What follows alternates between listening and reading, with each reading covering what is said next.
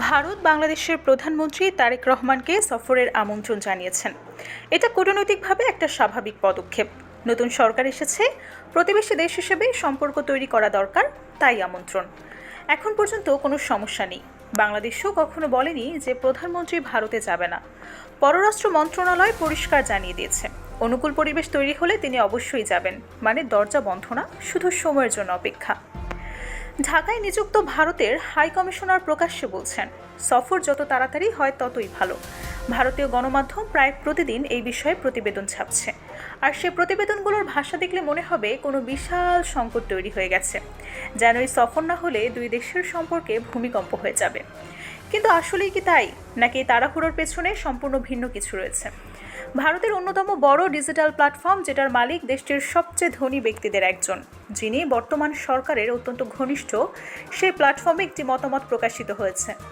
সেখানে বাংলাদেশ সরকারকে বলা হচ্ছে তারা নাকি এই সফর নিয়ে খেলা করছে। শুধু তাই নয়, সেই লেখায় পরামর্শ দেওয়া হচ্ছে যে বাংলাদেশের ক্ষেত্রে ভারতের উচিত একটু লোভ দেখানো, আবার একটু ভয়ও দেখানো। মানে সোজা ভাষায় বলতে গেলে বাংলাদেশকে হাতে রাখার জন্য চাপ আর প্রলোভনের মিশ্রণ ব্যবহার করা উচিত। ভাবুন একটু, একটা স্বাধীন সার্বভৌম দেশের বিষয়ে এই ধরনের পরামর্শ প্রকাশ্যে ছাপা হচ্ছে। আর এটা কোনো ছোটোখাটো ব্লগ না, এটা এমন একটা প্ল্যাটফর্ম যার মালিকের সাথে সরকারের গভীর সম্পর্ক। তাহলে এই ভাষা কি শুধুই একজন কলামিস্টের ব্যক্তিগত মত, নাকি এর পেছনে একটা বড় চিন্তার প্রতিফলন আছে? এদিকে আরেকটি বড় সংবাদ মাধ্যম, যেটি ভারতের সবচেয়ে পুরনো এবং প্রভাবশালী ইংরেজি দৈনিকগুলোর একটি, তারা রিপোর্ট করেছে যে বাংলাদেশ সরকার ভারত সফরের জন্য যে শর্তগুলো দিচ্ছে সেগুলো নাকি খুব কঠিন। কিন্তু প্রশ্ন হলো, শর্তগুলো কি? বাংলাদেশ চাইছে ভারতে আশ্রয় নেওয়া সাবেক সরকার প্রধানকে ফেরত পাঠানো হোক। এটা কি অযৌক্তিক? সেই ব্যক্তি নিজেই প্রকাশ্যে বলেছেন তিনি ফিরতে চান, তাহলে ফেরত পাঠানো কঠিন কেন? আরেকটি দাবি, নির্দিষ্ট কিছু ব্যক্তি যারা গুরুতর অপরাধের অভিযোগে অভিযুক্ত এবং ভারতে পালিয়ে আছেন তাদেরকে ফেরত চাওয়া হচ্ছে। এটাও কি অস্বাভাবিক? যে কোনো দেশ তার আইনের আওতায় থাকা অভিযুক্তদের ফেরত চাইতেই পারে। তাহলে এই দাবিগুলোকে ভারতীয় গণমাধ্যম কেন এত কঠিন শর্ত হিসেবে উপস্থাপন করছে? ভারতীয় গণমাধ্যমের প্রতিবেদনগুলো যদি একসাথে পড়েন, তাহলে একটা প্যাটার্ন চোখে পড়বে। প্রায় প্রতিটি প্রতিবেদনে একটা কমন থিম। তারা বলতে চাইছে বাংলাদেশের প্রধানমন্ত্রী ভারতে যাচ্ছেন না, কারণ দেশের ধর্মীয়পন্থী এবং জোট সহযোগী দলগুলোর চাপে। মানে তারা একটা ন্যারেটিভ দাঁড় করাতে চাইছে যে এই সিদ্ধান্ত প্রধানমন্ত্রীর নিজের না, অন্যদের চাপের ফল। এবার একটু ভাবুন, বাংলাদেশের বর্তমান সরকার 2/3 সংখ্যাগরিষ্ঠতা নিয়ে ক্ষমতায় এসেছে। এই সরকার কেন কোনো দলের চাপে নিজের পররাষ্ট্রনীতি বদলাবে? এটা কি যুক্তিসঙ্গত? বাংলাদেশের ভেতরে কেউ কি এটা বিশ্বাস করবে? তাহলে ভারতীয় গণমাধ্যমের ন্যারেটিভটা কার জন্য তৈরি করছে? উত্তর হলো, নিজের দেশের জনগণের জন্য। গত কয়েক বছর ধরে ভারতের সরকারি এবং সরকারপন্থী গণমাধ্যম একটি নির্দিষ্ট গল্প বলেছে। সেই গল্পে বাংলাদেশের ক্ষমতার পরিবর্তনকে একটি নির্দিষ্ট আদর্শিক গোষ্ঠীর উত্থান হিসেবে চিত্রিত করা হয়েছে। 2 বছরেরও বেশি সময় ধরে ন্যারেটিভ চালানো হয়েছে। কিন্তু এখন যখন একটা নির্বাচিত সরকার এসেছে, যে সরকারকেই ন্যারেটিভ ফেলানো কঠিন, তখন পুরনো গল্পটা আর ধোপে টিকছে না। ভাবুন ভারতের অবস্থা। 2 বছর ধরে তারা নিজেদের দেশে বলে এসেছে বাংলাদেশে একটা নির্দিষ্ট ধরনের শক্তি ক্ষমতা দখল করেছে। এখন যখন গণতান্ত্রিক নির্বাচনের মাধ্যমে একটা পরিবর্তন আসলো, জনগণকে কি বলবে তখন?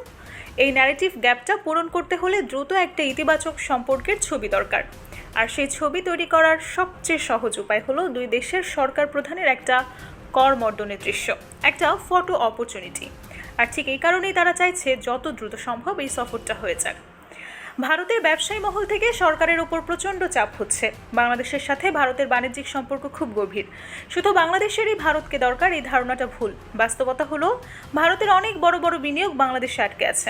বিদ্যুৎ খাতে বিশাল বিনিয়োগ, পোশাক শিল্পে সরবরাহ শৃঙ্খল, আমদানি রপ্তানির জটিল জাল, সবকিছু মিলে একটা পরস্পর নির্ভর সম্পর্ক হয়েছে। যখন ভিসা জটিলতা ছিল, কলকাতার হোটেল শিল্প, খুচরা বাজার, পর্যটন খাত সবকিছুতেই চাপ পড়েছিল। মানে সম্পর্কটা কখনোই একতরফা না। সরকারের কাছের ব্যবসায়ীরা, যাদের বাংলাদেশে কোটি কোটি টাকার বিনিয়োগ, তারা চাইছে দ্রুত সম্পর্ক ঠিক হোক। কারণ রাজনৈতিক অনিশ্চয়তা মানেই ব্যবসায়িক অনিশ্চয়তা, ব্যবসায়িক অনিশ্চয়তা মানে লোকসান। তাই সরকারের উপর ব্যবসায়ী মহলের একটা সরাসরি চাপ আছে এই সফরটা দ্রুত করার জন্য। ভারতের একজন সাবেক রাষ্ট্রদূত সাম্প্রতিক একটি সাক্ষাৎকারে বলেছেন, তারেক রহমান ভারত বিরোধী না, তিনি একজন উন্মুক্ত মানসিকতার মানুষ। এই বক্তব্যটা শুনতে সাধারণ মনে হলেও এর ভেতরে একটা গভীর স্বীকারোক্তি আছে।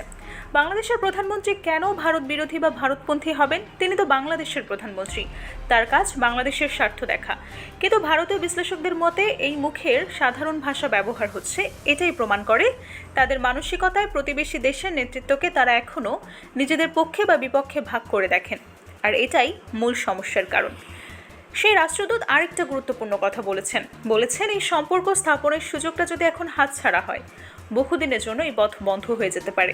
কিন্তু প্রশ্ন, কেন এখনই, কেন এই মুহূর্তেই? দুটো দেশ যদি সত্যিই সম্পর্ক উন্নয়ন করতে চায়, সেটা তো যে কোনো সময় হতে পারে, 6 মাস পরেও হতে পারে, 1 বছর পরেও। কিন্তু ভারত বলছে এখনই। এই তাড়াহুড়োর পেছনে কি শুধুই কূটনৈতিক আগ্রহ, নাকি একটা অভ্যন্তরীণ রাজনৈতিক হিসাবও কাজ করছে? এদিকে ভারত চাইছে প্রধানমন্ত্রী যে কোনোভাবেই হোক আগে আসুক, এমনকি একটা বহুজাগতিক সম্মেলনের পাশে সংক্ষিপ্ত সাক্ষাতেও তারা রাজি আছে। কেন? কারণ তাদের এই মুহূর্তে একটা ছবি দরকার, শুধুমাত্র একটা দৃশ্য, যেটা দেখিয়ে তারা নিজেদের দেশে এবং আন্তর্জাতিক মঞ্চে বলতে পারবে, দেখো আমরা বাংলাদেশের নতুন সরকারের সাথে সম্পর্ক করেছি। কিন্তু ঢাকা তো সেই খেলায় রাজি হচ্ছে না, কারণ এখানেই দিল্লির অস্থিরতার আসল কারণ, যেটা হলো ভারতের আশ্রয় নেওয়া সাবেক সরকার প্রধানের প্রেস কনফারেন্সের বিষয়। বাংলাদেশের প্রধানমন্ত্রী যখন চীন সফরে গেলেন, ঠিক তখনই দিল্লি থেকে সেই প্রেস কনফারেন্স হলো। ভারত বলছে এটাতে তাদের কোনো হাত নেই। একটু ভাবুন, যে ব্যক্তি ভারতের কঠোর নিরাপত্তা বলয়ে থাকেন, যিনি নিজের বাগানে হাঁটতে গেলেও নিরাপত্তা সংস্থার অনুমতি লাগে, তিনি ভারত সরকারের জ্ঞাতসারে ছাড়া একটা আন্তর্জাতিক প্রেস কনফারেন্স করবেন, এটা কি সত্যি? আর ঠিক এই ঘটনার পরে দুই দেশের সম্পর্কে নতুন করে টানাপোড়েন শুরু হয়েছে। বাংলাদেশ সরকার এটাকে সম্পর্ক স্বাভাবিকীকরণের পথে বাধা হিসেবে দেখছে। ভারত বলছে এটা তাদের দায় না। বাস্তবতা হলো এই ঘটনাটা বিশ্বাসের ভিত্তিতে একটা বড় ধরনের ধাক্কা দিয়েছে, আর সে ধাক্কা সামলাতে না পেরেই ভারত এখন তাড়াহুড়ো করছে। এদিকে বাংলাদেশ সরকারের অবস্থান দেখে ভারত যেটা বুঝতে পারেনি, সেটা হলো এই সরকার আগের যে কোনো সময়ের চেয়ে অনেক বেশি আত্মবিশ্বাসী। ভারত হয়তো ভেবেছিল সেই ব্যক্তিকে ব্যবহার করে চাপ তৈরি করা যাবে, হয়েছে উল্টো। বাংলাদেশ বলছে ঠিক আছে, তাহলে তাকে এখনই ফেরত দিন, ডিসেম্বর পর্যন্ত অপেক্ষা করার প্রয়োজন নেই। পাল্টা দাবিটা ভারতের হিসেব ছিল না। এখন পরিস্থিতি হলো ভারত একটা ফাঁদে পড়ে গেছে, যেটা তারা নিজেরাই তৈরি করেছে। সে ব্যক্তিকে আশ্রয় দিয়ে তারা ভেবেছিল এটা একটা কূটনৈতিক তাস হিসেবে কাজে লাগবে। এখন দেখছে তাসটাই তাদের বিপদে ফেলছে। নতুন ন্যারেটিভও তৈরি হচ্ছে ভারতীয় গণমাধ্যমে। বলা হচ্ছে সেই ব্যক্তির ভবিষ্যৎ নির্ভর করবে ভারতের আদালতের সিদ্ধান্তের উপর। মানে সরকার সরাসরি দায় নিতে চায় না। তাহলে সামনে কি হতে পারে? সম্ভাবনা কয়েকটা।